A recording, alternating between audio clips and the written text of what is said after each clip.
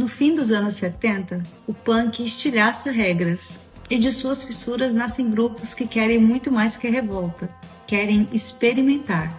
Nesse vídeo vamos mapear como o pós-punk e o dark wave abriram caminho para o universo gótico, musical, estético e cultural.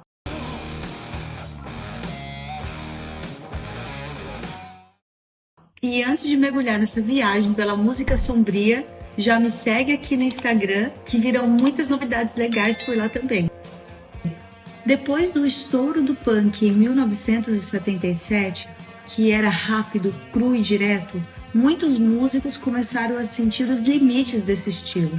Eles queriam ir além da pura revolta, explorando novas texturas, atmosferas e temas mais introspectivos. E foi nesse contexto que nasceu o pós-punk. E o cenário da Inglaterra ajudava. Crise econômica, desemprego e decadência industrial. Cidades como Manchester, Leeds e Sheffield forneciam um pano de fundo sombrio, perfeito para sons mais frios e experimentais. O pós-punk pegou essa energia punk, mas misturou influências do dub, do funk, da eletrônica e até de sons experimentais vindo da Europa. Entre 1978 e 1984, bandas como Wire, Joy Division e Gang of Four reescreveram a linguagem do rock, trazendo arranjos não convencionais, como baixos marcantes e letras mais densas.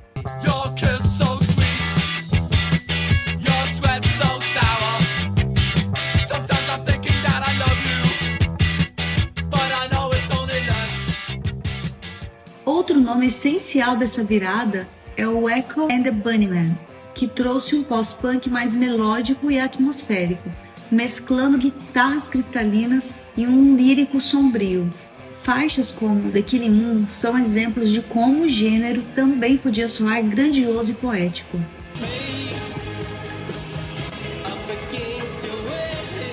Um exemplo marcante é o Joy Division. No álbum Unknown Pleasures, o produtor Martin Hannett transformou o estúdio em instrumento, usou reverb, delay e até o silêncio como parte da música. Faixas como She Lost Control ou Disorder mostram bem isso.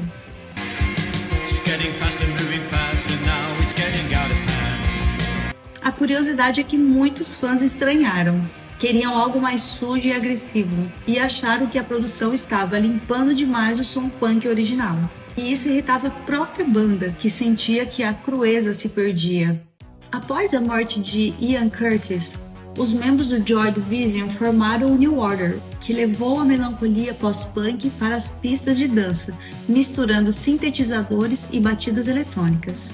Essa fusão abriu caminho para a cena eletrônica sombria que dialoga com o Dark Wave, porém mantendo-se ali na outra vertente que é o New Wave. Outro ponto importante é que as mulheres também tiveram um papel fundamental desde o início. Suzy Sioux com os Banshees trouxe uma estética poderosa e teatral. E em Liverpool, Jane Casey, com seu visual de cabeça raspada, liderava projetos experimentais, como o Pink Military, ajudando a expandir os limites do que o pós-punk poderia ser.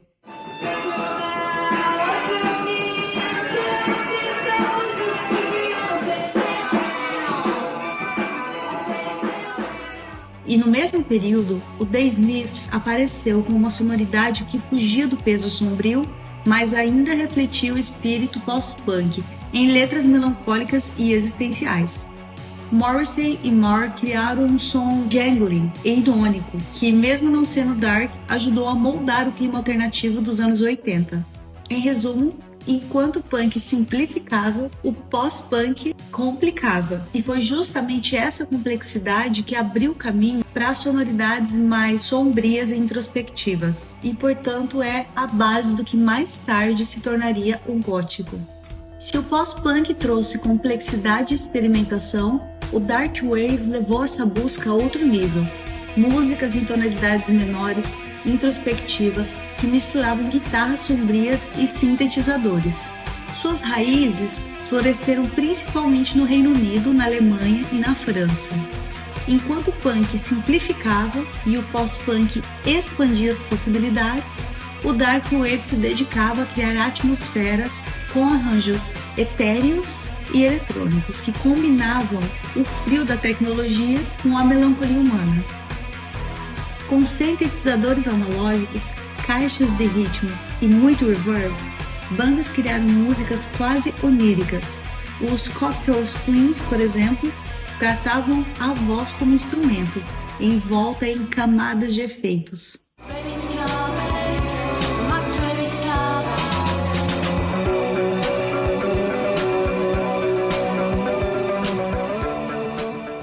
Já o Dead Can Dance levou o gênero para um caminho neoclássico e místico, misturando percussões tribais, cordas e vocais líricos. O resultado era uma música que parecia vinda de outra época, mas profundamente conectada ao clima sombrio dos anos 80.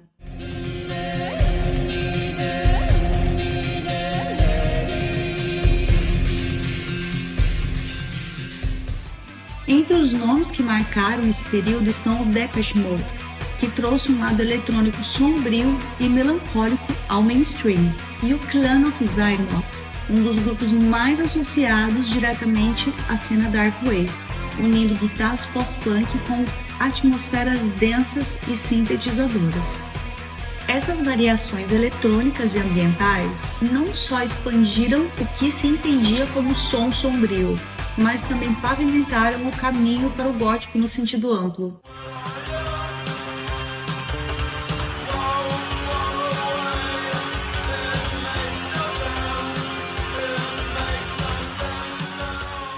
E a partir de agora, a cena gótica já não se limitaria aos sons de guitarras. Poderia soar eletrônica, orquestral ou inteiramente atmosférica. Aliás, se você tá curtindo essa viagem pelo mundo sombrio da música, já deixa aqui o seu like, porque isso ajuda muito o canal a continuar trazendo esse tipo de conteúdo mais documental. E aproveita e já comenta aqui embaixo qual é a sua banda de Dark Wave preferida. Ela tá nessa lista ou não? Enquanto sintetizadores e vozes etéreas dominavam Dark Wave, outra vertente crescia em paralelo. Um rock sombrio e teatral, e que daria identidade definitiva ao gótico.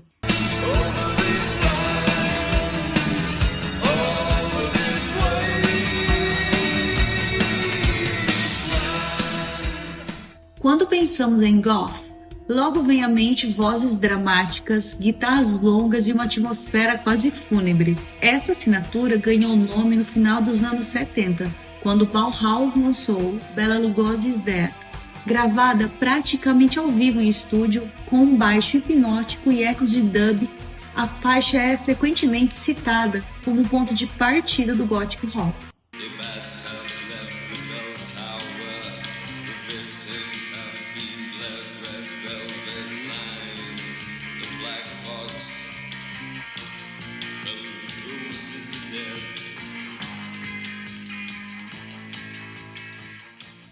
Mas o gótico não parou no Bauhaus. Nos anos 80, Siouxsie and the Banshees trouxeram um som carregado de psicologia sombria e teatralidade. Enquanto isso, o The Cure moldava outra fase do gótico. Ora minimalista e angustiada,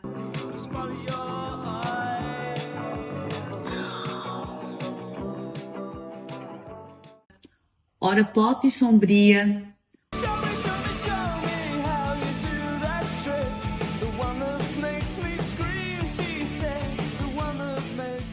Robert Smith virou ícone não só pelo som, mas pela estética, cabelos desgrenhados, batom borrado e olhar perdido. Praticamente um símbolo visual do gênero, não é mesmo? Já de um lado mais grandioso, a banda Sisters of Mercy criaram hinos góticos de escala épica. O álbum Floodland, de 1987, misturava baterias eletrônicas, riffs de guitarra sinistros e letras melancólicas.